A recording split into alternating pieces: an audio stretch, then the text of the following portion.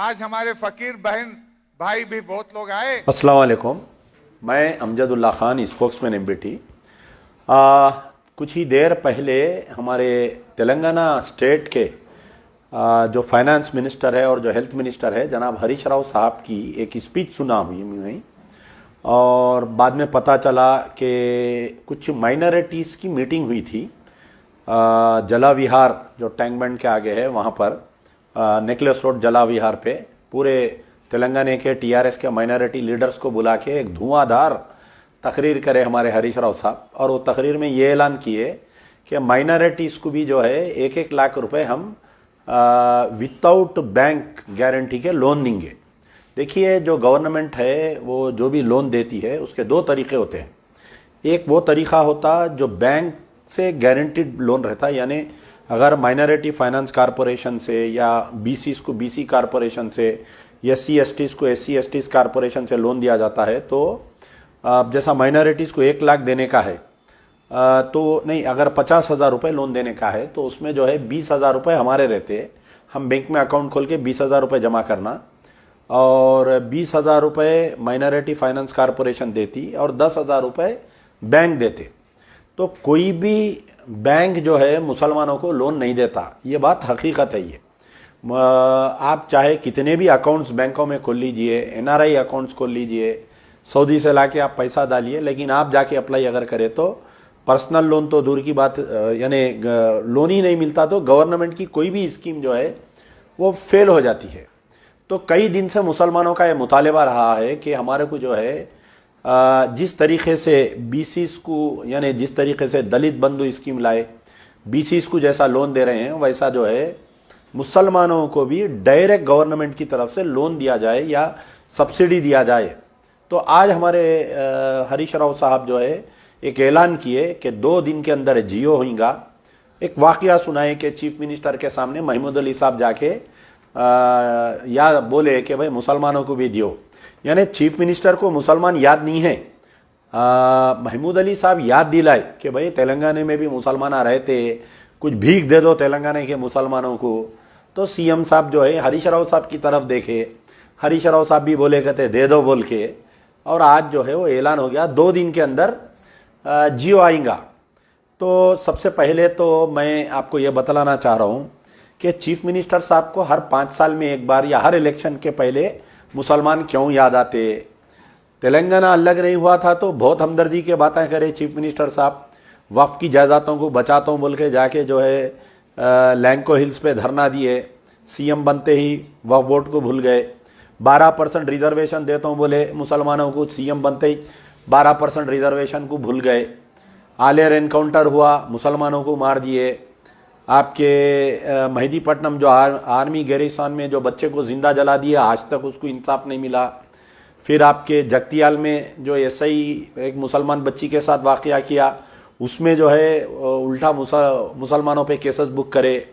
आपके नरसाराव पेट में जो है स्वामिया जो घुस के अंदर एक मुसलमान को निकाल के मारे, आज तक उसके ऊपर केस नहीं बुक करे। यानी 5 साल में एक बार मुसलमान याद आते। इलेक्शन से पहले मुसलमान याद आए थे, शमशाबाद में तकरीर करे 4 दिन के अंदर 12% रिजर्वेशन देता हूँ बोले। उसके बाद में फिर कब मुसलमान याद आए इनको? 2018 के इलेक्शन से पहले, कोई ईद से पहले जो है अपने फार्म हाउस पे बुला के बेहतरीन खाना खिलाए मुसलमानों को।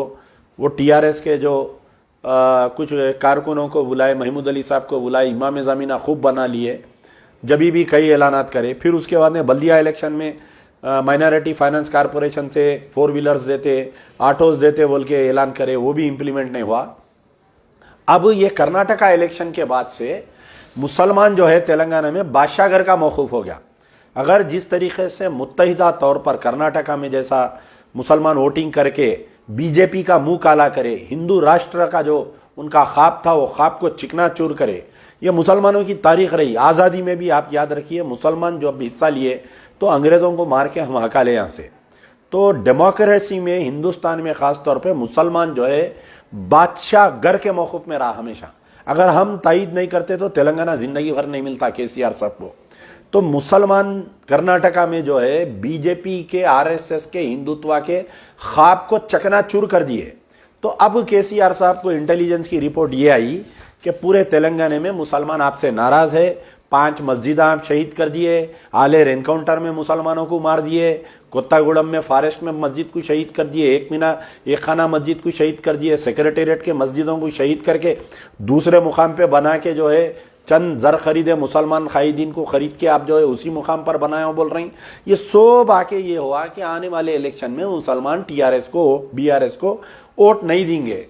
तो अब जब ये लगी फटने तो खैरात लगी बटने, एक हमारे पुराने शहर का मुहावरा है कि जब लगी फटने तो खैरात लगी बटने। अब क्या कर रहे हैं हमारे केसीआर साहब, पहले एक मुसलमान को एक निज़ामाबाद से माइनॉरिटी कमीशन का चेयरमैन दे दिए, फिर एक जहीराबाद से एक मुसलमान लड़के जो हमारे जहीर साहब के बेटे, हमारे फरीद साहब साबिका मिनिस्टर के बेटे को जो है Telangana state industrial infrastructure development corporation का चेयरमैन दे दिए।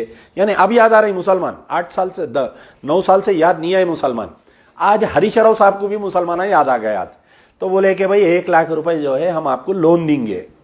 तो आपको मैं ये बतलाना चाह रहा हूं कि दलित बंधु स्कीम 2 साल हो गया तकरीबन आके। दलित बंधु स्कीम में जो है सब प्लान है ये यानी दलितों के लिए, और हमको क्या है भीख का चिप्पा है।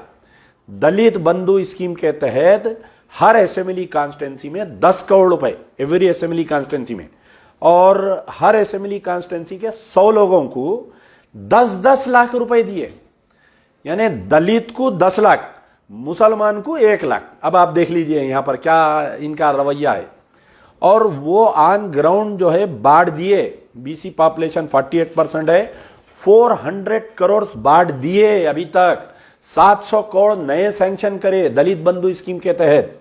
अच्छा, उसके बाद में क्या करे, एक जो है ये माइनॉरिटीज की एक स्कीम लाए, नहीं बीसीस को लेके आए रिसेंटली।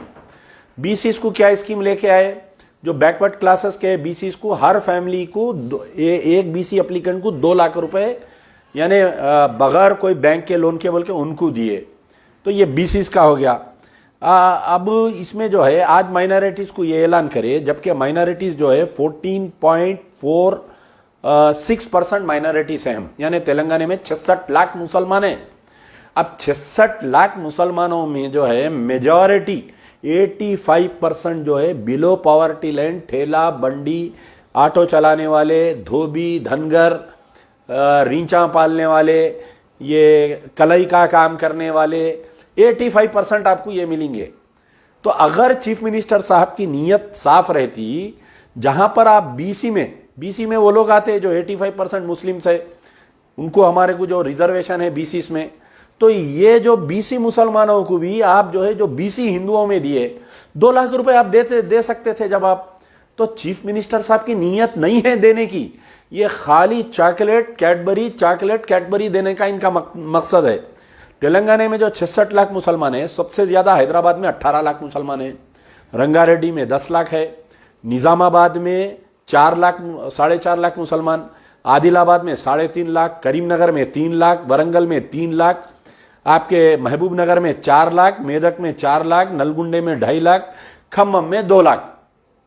अब अगर आप सोचिए कि ये 66 लाख मुसलमान इनका तख्ता उलट देंगे, अब इनको वोट नहीं देंगे, तो भी इनकी फटी हुई है अभी इनकी। तो मैं फिर वही मुहावरा बोल रहा हूं कि लगी फटने तो खैरात लगी बटने। अब ये जो ऐलान करे हैं, हरीश राव साहब की भी नीयत साफ नहीं है। हरीश राव साहब जो ऐलान करे हैं, मैं आपको कुछ दिन पहले का वाकया सुनाता हूं कि हरीश राव साहब के सिद्दीपेट में जो है कई मुसलमानों के जानवर पकड़ ले रहे थे, लेके आ रहे थे, तो कुरैशियों के जो मुकामी सिद्दीपेट के कुरैशी बिरादरी है, और जो बाहर से भैंसे से बोधन से ये जो बाजार लगता, भैंसे का बाजार लगता और आपके बोधन का बाजार लगता, तो ये जानवर ला रहे थे, यानी गाय नहीं ला रहे, बैल नहीं ला रहे, काला जानवर लेके आए, भैंस लेके आए। तो कई लोगों के वहां का सर्कल इंस्पेक्टर सिद्दीपेट का ये भैंसों को गिरफ्तार कर लिया। तो हरीश राव साहब को कॉल करे, एक कुरैशी में एक बड़े व्यापारी है जो हरीश राव साहब के साथ उनके कारोबारी ताल्लुकात है, उन्होंने फोन करे तो हरीश राव साहब ये बोले कि आप जाओ, जाके वहां पर एसपी मैडम से मिलो, जो सिद्दीपेट के एसपी है, कमिश्नर है, मैडम है, उनसे मिलिए। ये लोग जाके दूसरे दिन मिले, फिर वापिस आए तो एफआईआर में 2 सेक्शन बढ़ गए। एक सेक्शन क्या बढ़ गया कि पुलिस के साथ बदतमीजी करे बोल के नॉन बेलेबल सेक्शन लग गया। तो हरीश राव साहब को फोन करे ये लोग, फोन करके बोले भाई हमारे इतने जानवर पकड़ लिए, 66 जानवर पकड़े, 66 भैंस पकड़ लिए और पकड़ के वहां के सर्कल इंस्पेक्टर सिद्दीपेट के ये करे, किसानों में बांट दिए पूरे जानवर, 22 जानवर लेके जाके डाल दिए, क्रुएल्टी टू एनिमल एक्ट डाल दिए। वो बेचारा कोर्ट को जाके ऑर्डर लाया तो भी जानवर नहीं दे रही। और हरीश राव साहब यहां मुसलमानों से हमदर्दी की बातें कर रही। प्रैक्टिकली सिद्दीपेट के मुसलमान नाराज है हरीश राव से आज की तारीख में। तो हरीश राव साहब को सामने लाया केसीआर साहब, और महमूद अली साहब बोलने पर सीएम साहब को मुसलमान याद आए। अब आप देखिए कितनी बुरी हालत है मुसलमानों की हमारे। तो बहरहाल हमारा बोलने का मतलब है कि आज जो हरीश राव साहब का जो वादा है, ये जो ऐलान है, ये सिर्फ चॉकलेट है, किसी को लोन मिलने वाला नहीं है। फिर उसमें भी क्या कर रही, माइनॉरिटी फाइनेंस कारपोरेशन से थोड़े दिन पहले मशीना देते बोल के हमारे माइनॉरिटी फाइनेंस कारपोरेशन के उन्होंने ऐलान करे। तो मैं मालूम करा कि भाई ये कैसा दे रहे हैं सिलाई मशीन। वो कितने की रहती, 5,000 7,000 रुपए की सिलाई मशीन। अब हजारों दरखास्तें हमारे खवातीन निकल गए, बुरखे पहन के ऑटो में कलेक्टर ऑफिसों को जा रही, वहां जा रही। तो जो कंसर्न एमएलए है, हर कंसर्न एमएलए को एवरी कॉन्स्टिट्यूंसी में, यानी 120 अगर असेंबली कॉन्स्टिट्यूंसी है तो हर असेंबली कॉन्स्टिट्यूंसी में सिर्फ 10 या 15 औरतों को मशीन दे रहे हैं। अब आप देखिए वो 15 औरतों की चक्कर में हर एमएलए का नहीं कहते 15 से 2,000 दरखास्त